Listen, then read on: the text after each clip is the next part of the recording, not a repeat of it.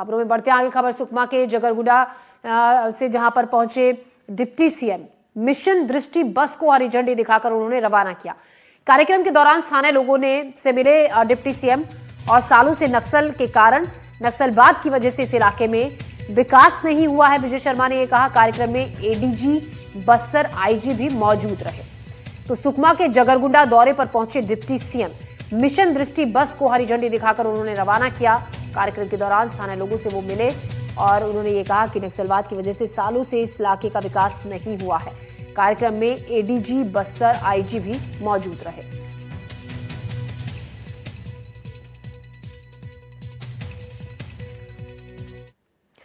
खबर सूरजपुर से है, जहां 2 महीने बाद मां को इंसाफ की पहली झलक। डीएनए रिपोर्ट में मृतक किशन देवांगन की पुष्टि हुई। पुलिस की लापरवाही से गलत शिनाख्त हो गई थी, जिसे मरा हुआ बताया। वो 3 दिन बाद जिंदा लौटा। बेटे के अंतिम संस्कार के लिए मां भटकती रही। एनडीटीवी में खबर दिखाए जाने के बाद पुलिस हरकत में आई और अब सम्मानजनक तरीके से अंतिम विदाई की उम्मीद है। मां ने जताई है बेटे की हत्या की आशंका। मां ने बेटे की मौत पर निष्पक्ष जांच की भी मांग की है। डीएनए रिपोर्ट के बाद जांच पर सवाल खड़े हुए थे।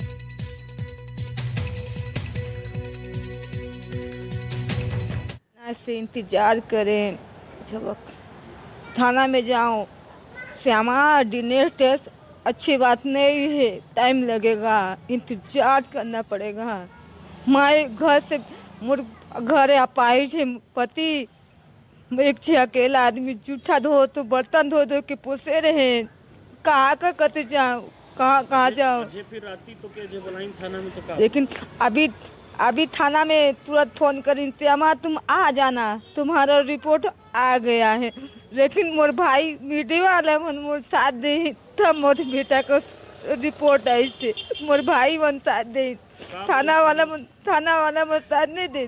थाना वाला मन बोले जा कोर्ट में जा। मानपुर बाईपास में कुआं में एक युवक की डेड बॉडी मिली थी।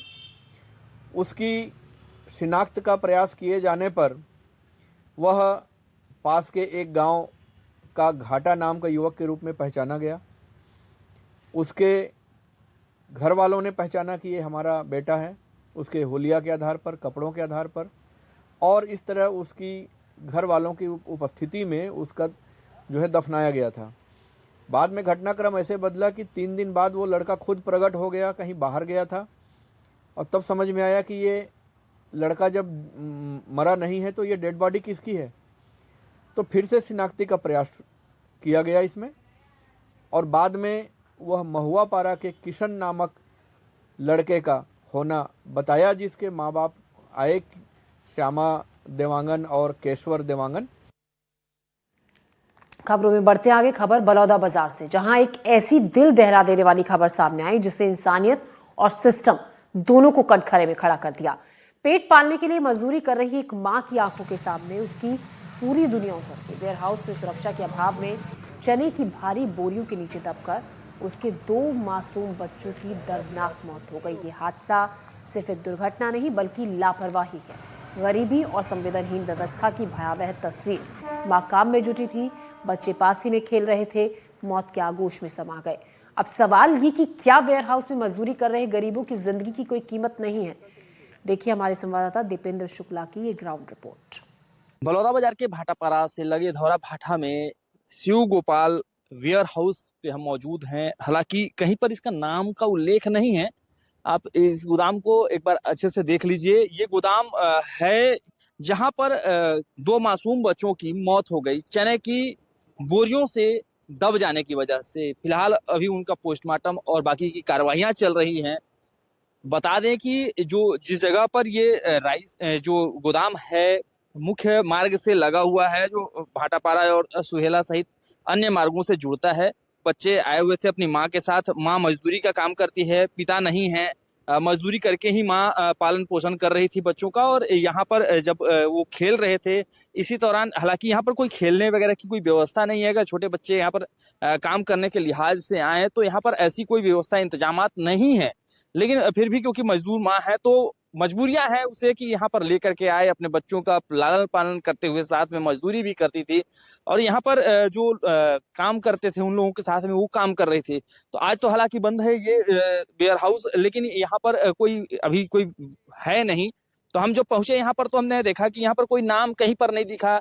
बगल में एक छोटा सा सेट बना करके रखा गया है जहाँ पर शराबखोरी होती है, ये चीज जरूर दिखा कि जस्ट लगा हुआ एरिया है, यहाँ पर शराब दुकान वगैरह भी है। तो ये कुल मिलाकर के असुरक्षित, बच्चों के हिसाब से देखा जाए तो एक असुरक्षित जगह है। वो अपने बातों को सुन के पल्ला झाड़ देते हैं कि यहाँ पे कोई भी मजदूर आ रहा है, रह रहा है तो न अग्निशमन की यहाँ पे कोई चीज की व्यवस्था है और न ही ऐसा कभी आग लग जाए।